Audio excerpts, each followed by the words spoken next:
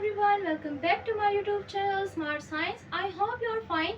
So today in this video I'm going to explain the two important topics in biology, homeostasis and homeostasis in plants. So let's start these topics. First topic is definition of homeostasis. Homeostasis is the process by which living organisms maintain a stable internal environment despite change in the external environment. Homeostasis की definition इस तरह है कि ह्यूमोस्टेसिस वो अमल है, वो process है जिसके ज़रिए जानदार जो है अपने अंदरूनी माहौल को बरकरार रखता है। अगर बैरूनी माहौल में, एक्सटर्नल माहौल में, इन्वायरमेंट में अगर कोई चेंज आ भी जाए तो लिविंग ऑर्गेनिज्म जो है अपने इंटरनल इन्वायरमेंट को स्टेबल रखता है। उस प्रोसेस को हम कहते हैं ह्यूमोस्टेसिस। एग्जाम्पल के तौर पर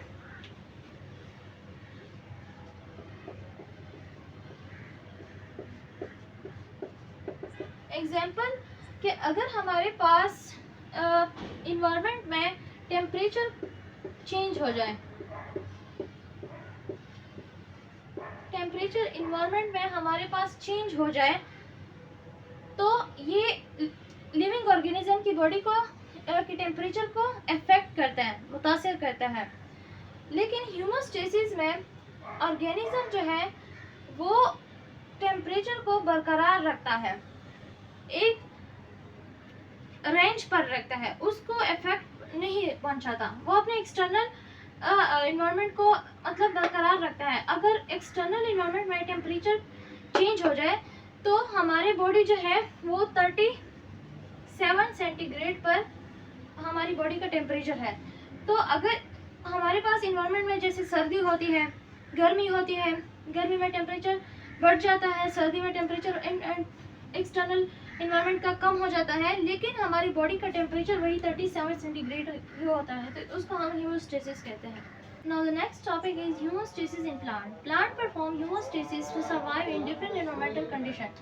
प्लांट जो है वो ह्यूमोस्टेसिस को परफॉर्म करता है ताकि वो environmental condition, different environmental condition के साथ वो सर्वाइव कर सके, जिंदा रह सके। दे मेंटेन ह्यूमोस्टेसिस बाय, वो ये काम वो ह्यूमोस्टेसिस का काम इस तरह करता है कि कंट्रोलिंग वाटर बैलेंस, वो पानी की मिकदार को बैलेंस रखता है। Observing mineral from the soil, वो मिट्टी से मिनरल को ऑब्जर्व करता है। Opening and closing of stomata to regulate water loss, stomata को ओपन करते हैं और क्लोज करते हैं ताकि जो वाटर के बैलेंस है उसको रेगुलेट कर सके, मतलब उसको स्टेबल रख सके वाटर के। अगर एग्जांपल के तौर पर हमारे पास प्लांट में वाटर बहुत ज़्यादा है तो टोमेटो जो है वो ओपन कर देता है प्लांट, ताकि वाटर जो है, ये ज़्यादा वाटर जो है, पानी जो है वो बाहर चला जाए और एक स्टेबल, एक बैलेंस के साथ वाटर वो प्लांट अपने अंदर रखता है। कंट्रोलिंग ट्रांसपायरेशन, ह्यूमोस्टेसिस प्लांट जो है वो ह्यूमोस्टेसिस ट्रांसपायरेशन के थ्रू भी कंट्रोल करता है। ट्रांसपायरेशन जो हमारे पास लीव्स पे जो सुबह सवेरे छोटे छोटे वाटर वेपर्स होते हैं उसको ट्रांसपायरेशन कहते हैं, वो फिर एयर में चले जाते हैं ना। तो प्लांट जो है वो ह्यूमोस्टेसिस को ट्रांसपायरेशन के थ्रू भी कंट्रोल करता है। तो अब पढ़ते हैं कि वाटर बैलेंस, हमारे पास प्लांट जो है वो जब वाटर और साल्ट की बैलेंस रखता है उस अमल को हम कहते हैं ऑस्मोगुलेशन। तो पढ़ते हैं ऑस्मोगुलेशन प्रोसेस इन प्लांट, उस प्रोसेस को पढ़ते हैं। Osmorgulation in plants. Osmorgulation is the process by which plant maintain the proper balance of water and dissolve salt inside the cell of plants. Osmorgulation हमारे पास वो अमल है जब पौधे जो है अपने हुलियों के अंदर पानी और नमकियात की मिकदार को बैलेंस रखता है, उस प्रोसेस को हम ऑस्मोगुलेशन कहते हैं। ऑस्मोगुलेशन जो है प्लांट किस तरह करता है? How does osmoregulation of plants, plants में ऑस्मोगुलेशन किस तरह होता है?